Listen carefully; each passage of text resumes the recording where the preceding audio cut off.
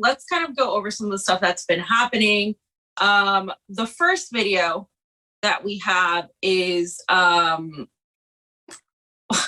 Leon, right? Wilmer Leon, yeah. Yeah, he dropped a truth bomb on PBS regarding this issue. So let's just play the video and we're gonna discuss it right after. And in terms of Putin giving the message that it's okay, you turn it up a little bit. Invade countries. I think the United States sent that message when it invaded Afghanistan. I think the United States gave that message when it invaded Syria. I think the United States gave that message when they murdered Muammar Gaddafi in Libya.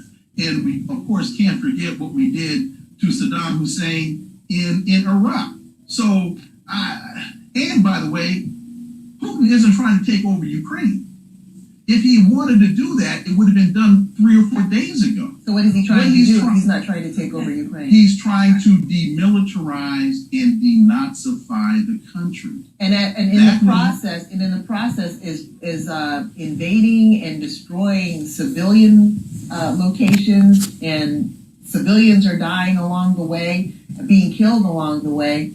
And the accusation that the Ukraine is run by Nazis that's debatable, and it's also hard to understand. I didn't say it was run by Nazis. I didn't say it was run by Nazis. What I said is there's a very strong Nazi contingent called the Azov Brigade in Ukraine that the United States, through the CIA, has been funding, training, and used in 2014 to overthrow the democratically elected government of Viktor Yanukovych. Let me pull Mary in here. Okay.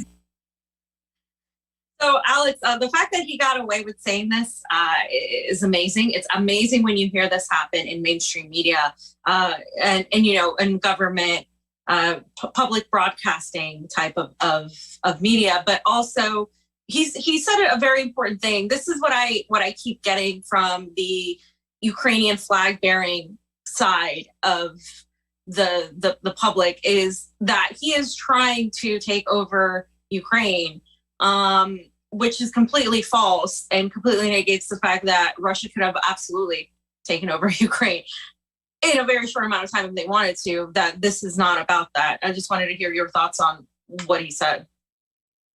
Yeah, well, to your point first, he's absolutely correct that Russia could have taken over Ukraine. Russia has the capacity to, take Kiev off the map in less than an hour. That's not what they're doing. What they're doing is trying to demilitarize the country. They're hitting military targets. And in fact, Azov Battalion, as we were talking about before the show, and I'm sure we'll talk about this more later, has been using people as human shields. I've seen a number of videos where they're operating from inside schools, gymnasiums, and using that as a base of operations. There's a Telegram post that I found from the Azov Battalion that said that they were going to take over the administrative building in Kharkiv.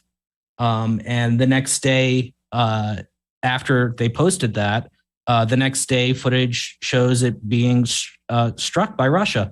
And, of course, the mainstream media is taking this footage of, schools and administrative buildings and Russia's attacks on them and saying that this is evidence of Russia's attacks on civilians, but it's not, because that the Azov Battalion and other neo-Nazi and maybe even not neo-Nazi, but other parts of the Ukrainian military have been using that, using civilian infrastructure as cover. Wilmer made a really good point, because this is a straw man that I keep seeing over and over again, that somebody is arguing that neo-Nazis control Ukraine, that they dominate every facet of the government, and it's just not true. And that's not even the Kremlin's line. That's not the Kremlin's line. The Kremlin's line is that there are a small but highly influential factions of neo-Nazis that have been able to steer Ukrainian government policy. And that's what my article shows, essentially. There's this interview with the BBC of Sergei Markov, who is a former MP with Putin's United Russia Party. And the BBC presenter is asking him, how can you say that,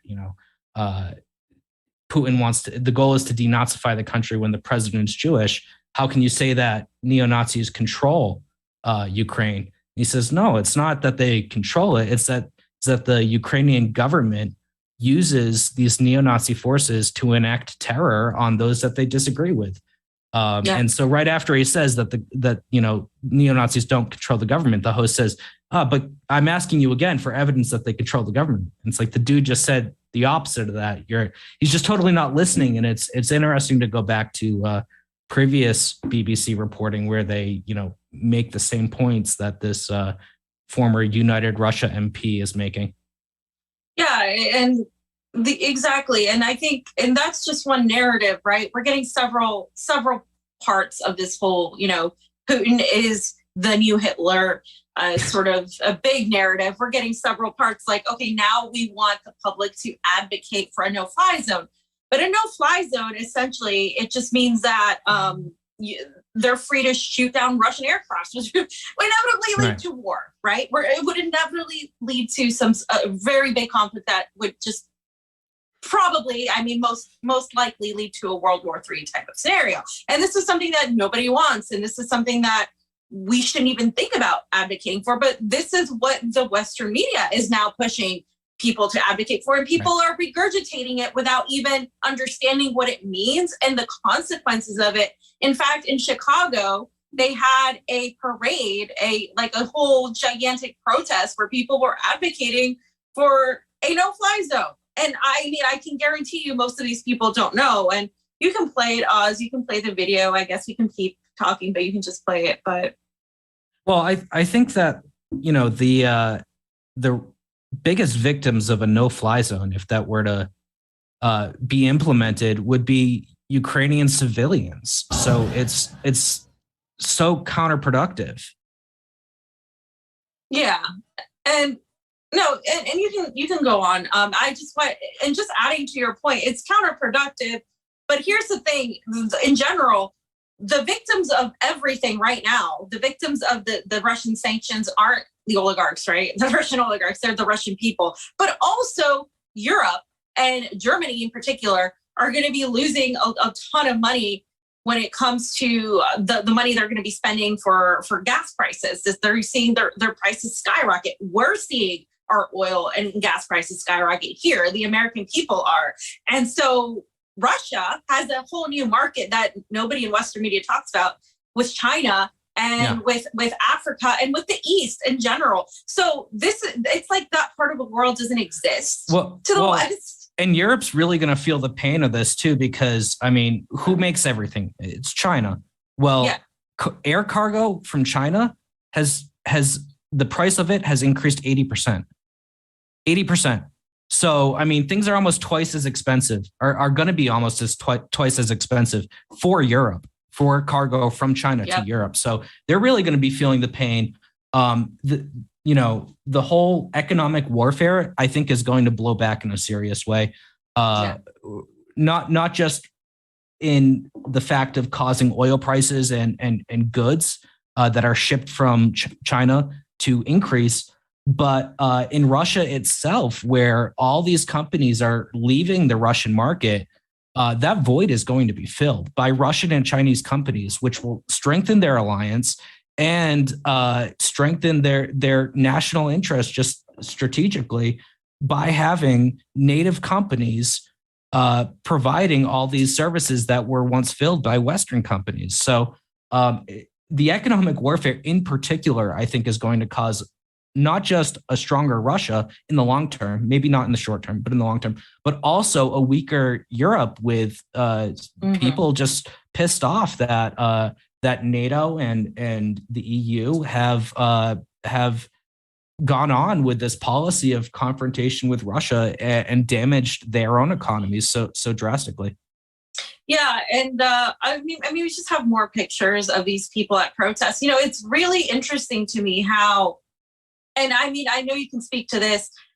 We've talked about this several times, and anybody who is paying any attention remotely, it's obnoxious to see people out in the streets with Ukrainian flags when there is none of that for people in Syria, people in Somalia and Yemen. I mean, for Palestine, there was for like a quick second, but it was just every once in a while, so quick. Like it's just, and a lot of people of those communities, particularly Palestinians, have been really like loud about how unfair it is and how, you know, there's that whole element where brown countries just, it doesn't matter how many times they get bombed. There's no like solidarity. Whereas, oh my God, it happens in a European, more, you know, Caucasian country. And it's not like, you know, and I seldom talk about identity politics, but this is more than that. This is more of like the just the way we have viewed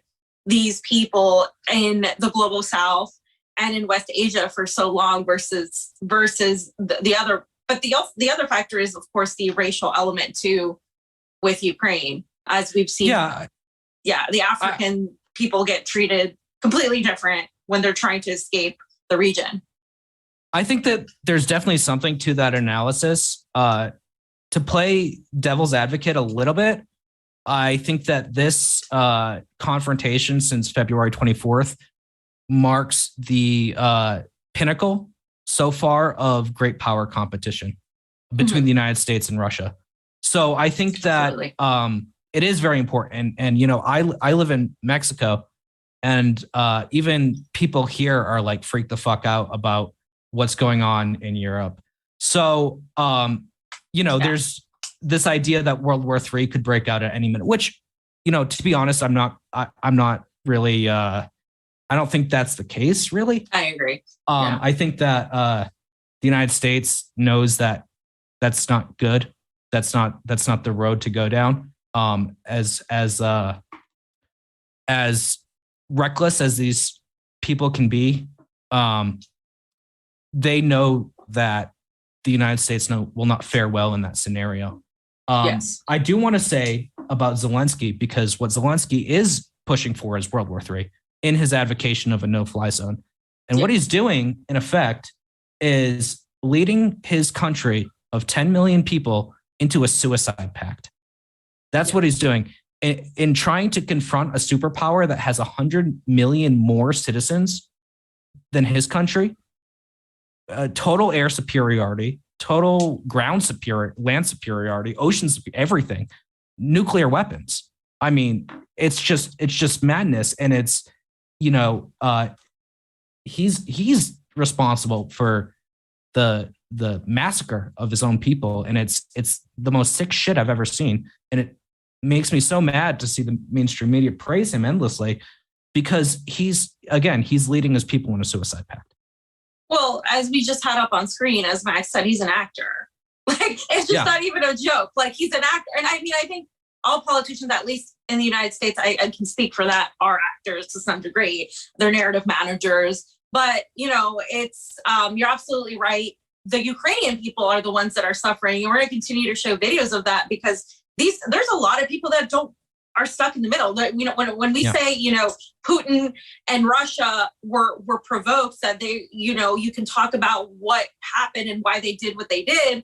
It's not saying that we don't care about the people in Ukraine. It's not saying that every Ukrainian is a neo-Nazi. It's actually the opposite. It's actually the fact that it's unfortunate that the contingent of that government that is full of Banderite fascists are actually the ones that are manipulating the situation and don't care how many civilians get killed and don't care. And the United States and NATO don't care who suffers economically. They don't care who gets killed, as long as they can wage this proxy war with Russia.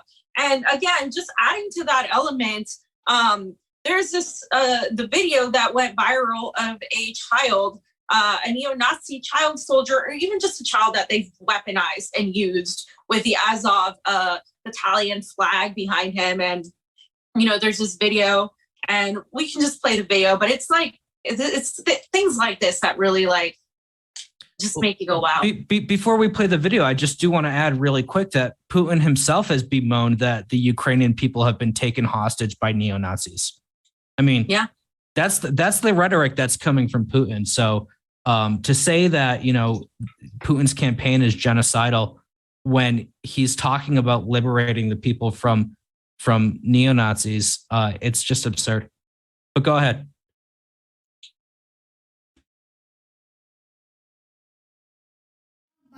Захисник Маріуполя визволив Мар'їнку, Широка та Маріуполь в 14-му році. Та зараз буде тривати оборона до останнього. Мені 8 років. Саме стільки мій батько на війні. Прошу допомогти всіх українців з цієї Європи. Захистіть Маріуполь, захистіть Україну. Хай до наших батьків прилетять пташки. Дайте їм зброю. Маріуполь – це Україна. Україна – це я. So this reminds me of the weaponization of children during the fraudulent debunk Syrian chemical attacks and that whole scenario that was going on. Just the way these people are doing it, the U.S. State Department and the West have also done it by depicting, dead children as victims, and they're doing it again. So I don't understand how, with the narrative, with the it being the same thing, like it's the same type of playbook over and over again, how people don't realize that this is just a weaponization of an exploitation of a certain narrative of poor Ukrainians. Look at what Russia is doing to, yes, poor Ukrainians, look what neo-Nazis are doing. Yeah. Well, I mean, I just want to say how sick that image is to look at. That's probably the heaviest thing that kids ever held, that gun. But this is not uncommon for the West to back these forces which are willing to use child soldiers. I don't know if you remember, but when the Taliban was taking over Afghanistan, there was this group of Western-backed resistance fighters that I was actually going to do an investigation on. Unfortunately, stuff came up and I wasn't able to actually hit it, but they were using child soldiers too. So it's really not uncommon. And I'll say that again, as of there's that Guardian video from like 2015 where they have the summer camp for kids.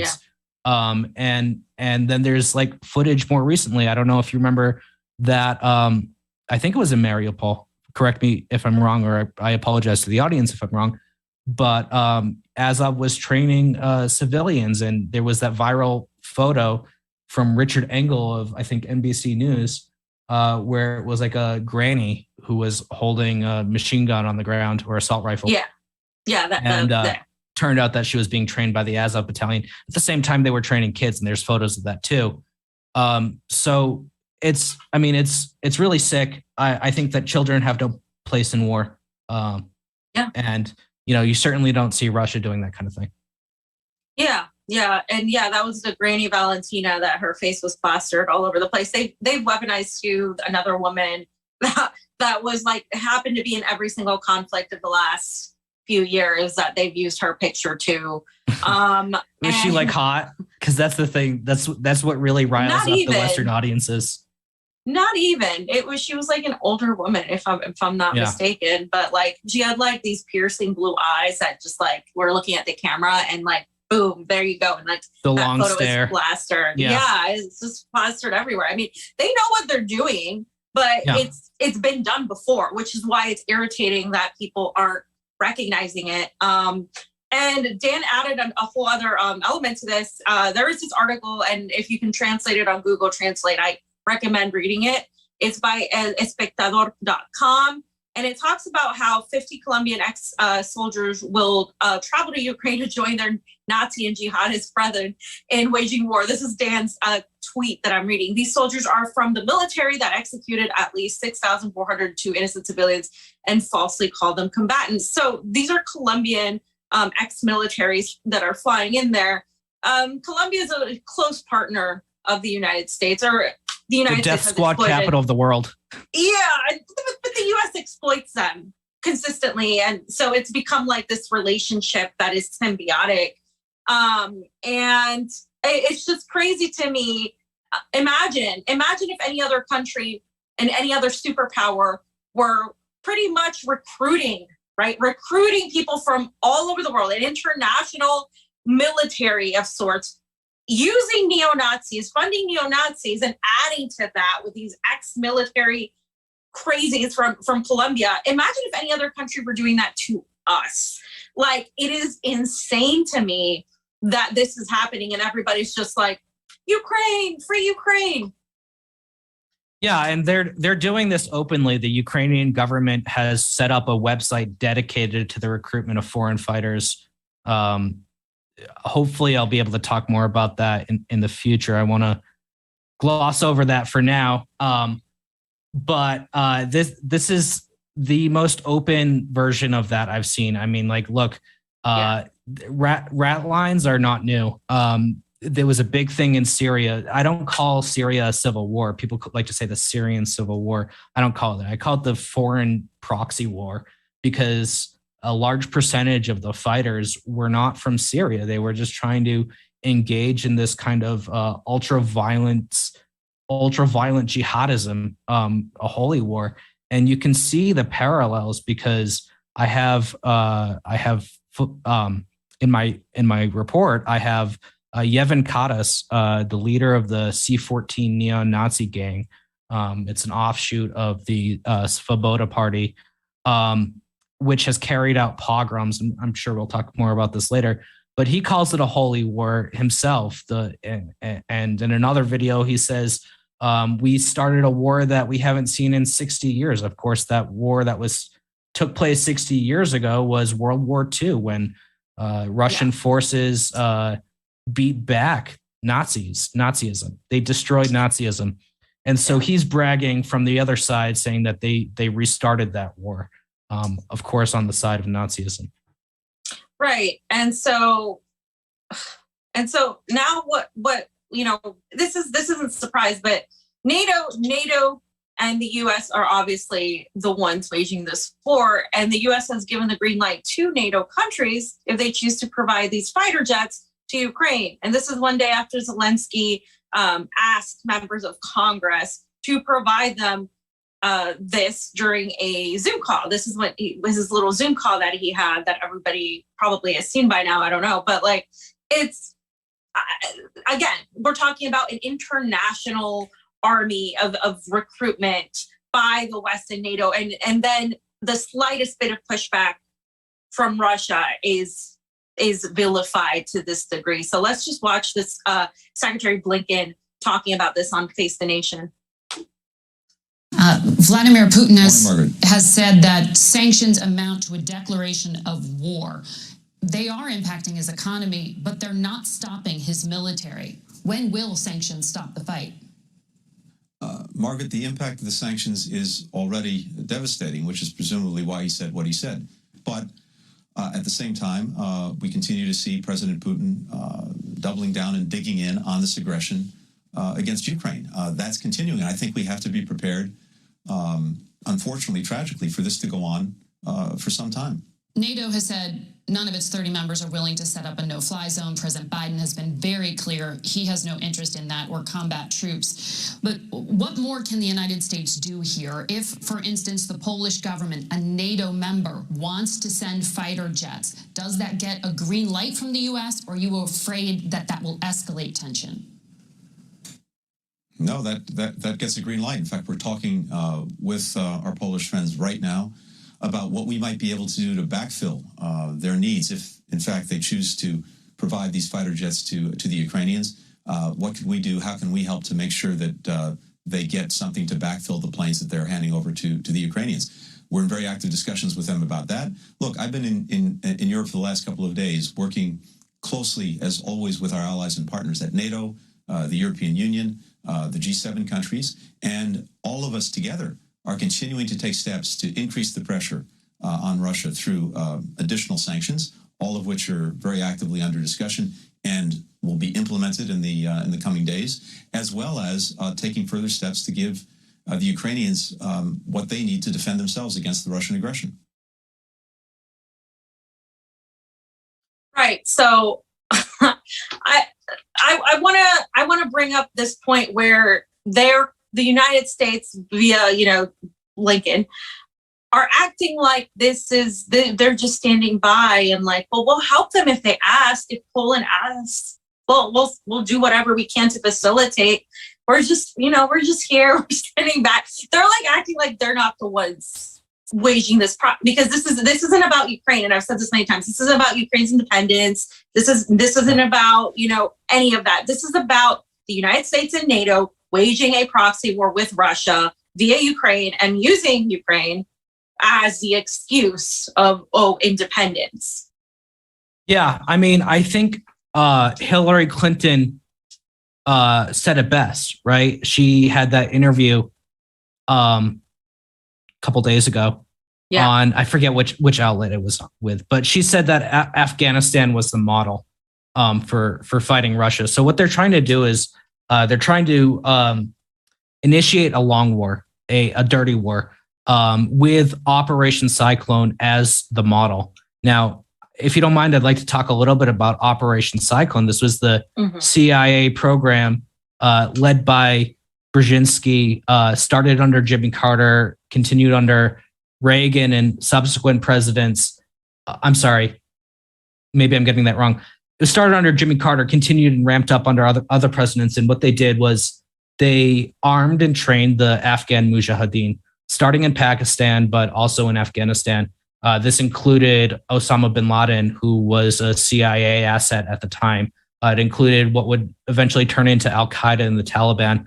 And they were our allies for a very long time. The goal was to give Russia, quote, their own Vietnam, their own quagmire, like the U.S. had been sucked into. Not sucked into, I shouldn't say that. I hate that terminology, actually. But Operation Cyclone is the model. And then Syria is also the model, where we're going to arm and train all these foreign fighters, all these zealots who are looking for a holy war with Russia, or looking for some kind of new Fourth Reich, basically, to carry out this campaign for the next decade, if we can, as long as we can.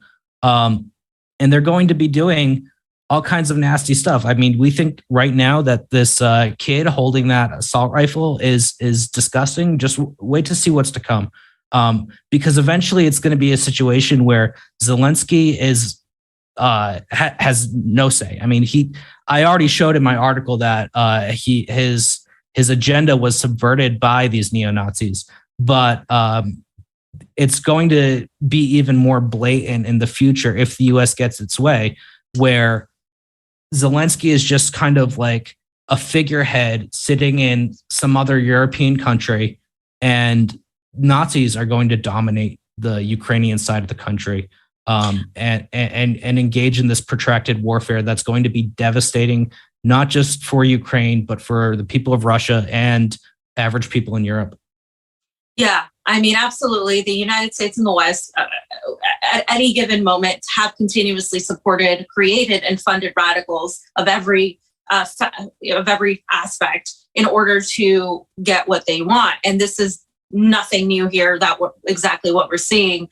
And the thing is, when people talk about how Putin just out of nowhere decided to send military, to have a military, quote, invasion of the Ukraine, they completely miss the fact that these are red lines that were already drawn out by Russia, and said not only by Russia, but were known by the United States Defense Department and State Department. And WikiLeaks proves that. A WikiLeaks document proves that the US knew that NATO expansion would cause a Russia-Ukraine war. And just in summary, and you guys can actually look at the actual documents as well, and they're obviously on WikiLeaks, but this is classified by Ambassador William J. Burns, and I've mentioned this before, but he specifically said that the Foreign Minister Lavrov and other senior officials have reiterated strong opposition, stressing that Russia would view further eastward expansion as a potential military threat. NATO enlargement, particularly to Ukraine.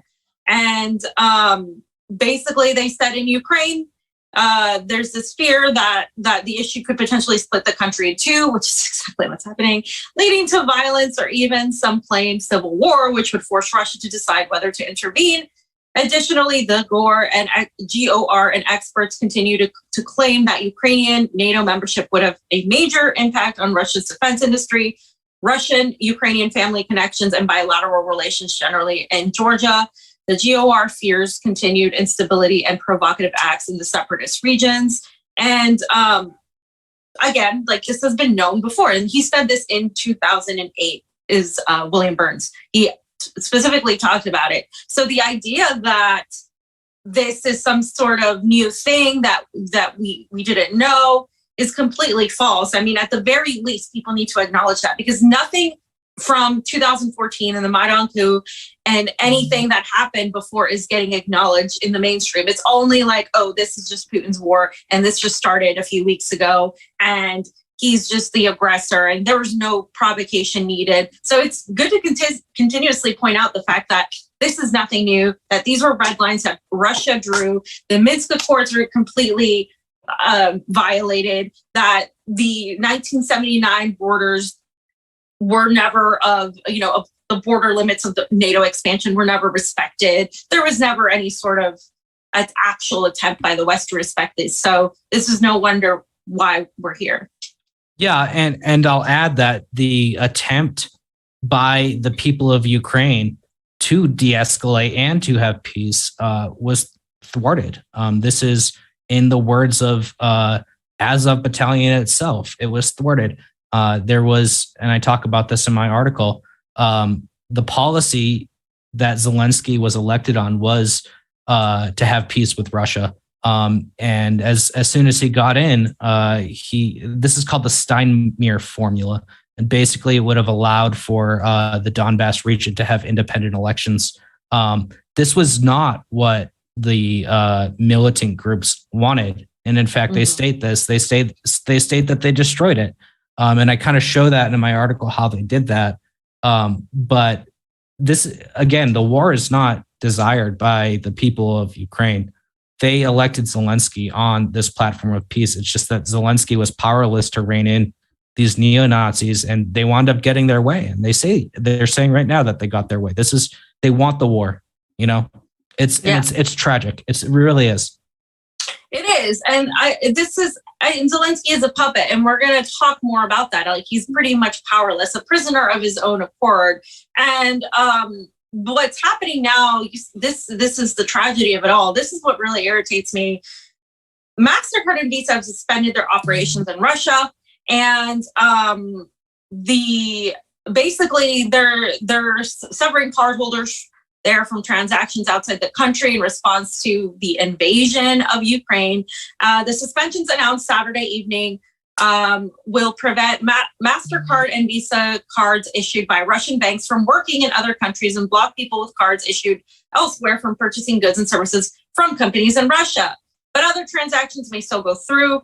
Cards branded with the MasterCard or Visa logo that were issued by Russian banks may still work inside the country because the transactions are handled by local processor officials in both companies. So, they said that they didn't come to this decision lightly, that this wasn't something that was easy for them to do. But at the end of the day, again, as we said, this is really hurting a lot of Russian people that have nothing to do with this. It's going to further hurt the economies of Europe and Russia and everywhere else. But this is something that we're seeing, Alex, if you recall the trucker convoy, the freezing of these people's assets, and now this is not like, this is scary to me in a general sense of, oh, wait, right now that governments can just literally seize people's assets, and so can these corporations, these banks. So it's really kind of frightening to me, the path that we're headed towards in the more, big picture aspect of it as well.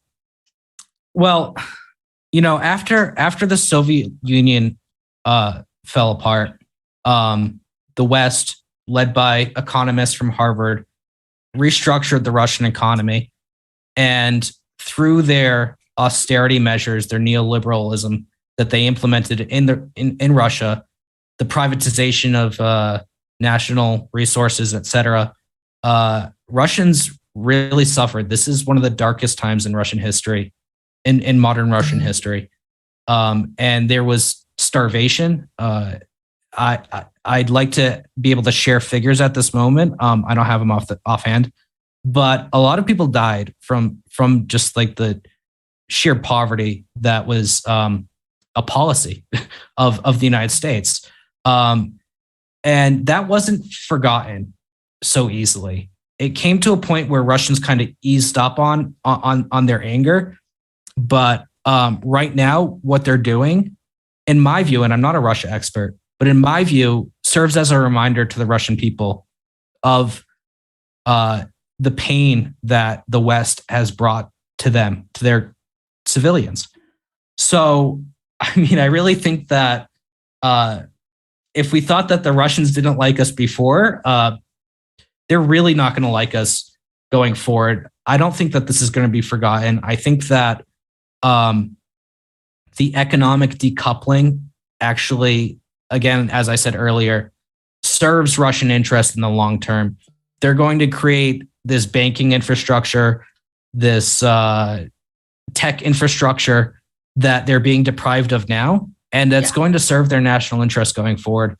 And they're going to be less dependent on the West. And I think the West is priming them to want to be less dependent. I mean, good luck for regime change in Russia. It's I don't think that anything that they do in the next 60 years is going to stir up popular resentment against Putin or whoever's ruling.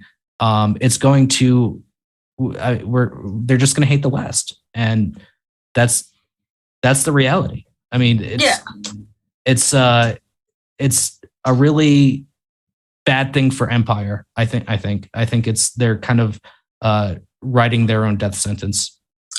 I agree, and I also think it's part of this shift that we're seeing. And I feel like the empire is like the Western empire is attempting to sort of like do everything they can to maintain control, but obviously power structures have shifted with China and the Belt and Road Initiative. Now we could talk a little bit more about what that means with Xi Jinping being at the World Economic Forum. There's a lot of things that are involved in this whole thing, but it's just obvious that Russia has other markets, whereas the United States is not, and Europe aren't as well prepared. And if anything, the sanctioning of countries has made by the West has made a lot of these countries extremely self-sufficient and productive. I've seen it in Nicaragua, where 90% of the country's food supply comes from within the country, and they've known how to prepare for more sanctions and for more attacks by the West because they've had no choice. We've seen it in Cuba as well with the medical industry there. So, yeah. Well, look at Venezuela, where the United States is, crawling on their knees, basically to ask for forgiveness from the Maduro government for trying to overthrow them for the past years, because the loss of Russian oil means that they need new oil. So I think you're also going to see this with Iran, where they're really going to try to have some kind of oil agreement with them. I don't think it's going to work. Look, you can't wage economic warfare against Venezuela for however many years. Back in, I think it was 2018, there was a study that said that 40,000 Venezuelans have died because of the sanctions.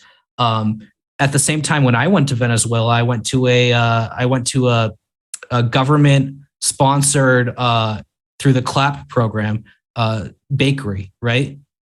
There's thousands of these bakeries across Venezuela. And they told me, we get our wheat from Russia. Russia is sending us wheat. So you can't go to Venezuela now and say, I know we've been trying to starve you guys and Russia has been feeding you. I think it's time you come back into our sphere, which is what they're reportedly doing. So it's just total insanity. And it's really interesting to see how this imperialist confrontation with Russia is drawing resources away from, not only drawing resources away from other imperialist agenda items, but making the U.S. scale them back in reverse. I mean, it's really like the U.S. overplayed its hand. I 100% agree. They say Putin did, but no, it's the other way. It's the other way around. And with the banning of by the EU of basically essentially anything Russian, the United States to demonetizing RT, RT America closed its doors, unfortunately, because of a lot of this funding affecting them and a lot of the censorship that's been happening by the West. Now we're seeing pushback with Russia going back and saying, well, we're going to stop the fake news with the fake news law that they push out. And so you're seeing like this back and forth play where now TikTok temporarily banned new video creation in Russia. So there's more censorship. But the thing is, like, it's like a lot of people are saying, wow, like, you're anti-censorship, you're a free speech person. How are you okay with Russia banning, TikTok and Twitter and all this stuff? And it's like, well, I'm not necessarily okay with it, but I mean, do you guys see what is happening here? Like, do you see how, like, we don't get any sort of media from the East or from a non-Western perspective? And they're going straight to the monetary way that these channels need to succeed. Like, I know what that's like because I've been demonetized off of YouTube, constantly censored, and it's horrible. It's like if you're trying to be an independent journalist or do something like provide some sort of news from a different perspective, and they say they take away your ability to make money or to fund to continue doing it, they pretty much cut you. Like, they pretty much, it's a form of censorship. It's not straight up like literally removing you. And that's the caveat where people go to, well, they didn't technically remove, RT America. They just had to go because blah, blah, blah. But it's like, well, that's dumb. That's a dumb train of thought. You got to understand that Russia as a state acts in its own interest, right? Like, so we can be against censorship all we want, but at the end of the day, I mean, this is how it's always been. I remember I worked at RT when the company was forced to register as a foreign agent in the United States because of supposed meddling in the 2016 election, right? Which, I mean, it wasn't the case. We were just like being a media outlet, and our crime wasn't that we were supporting Donald Trump, because we weren't. Our crime was that we were critical of Hillary Clinton. But we were forced to register as foreign agents. And Russia took reciprocal action, right? When the U.S. expelled Russian diplomats from the country, Russia took reciprocal action. So, I mean, that's how they've always done things, is that when the United States takes this hawkish policy towards Russia, they do something reciprocal. So, it's all fine to be like against censorship, but you got to understand that like Russia didn't start this. It's tit for tat. Yeah.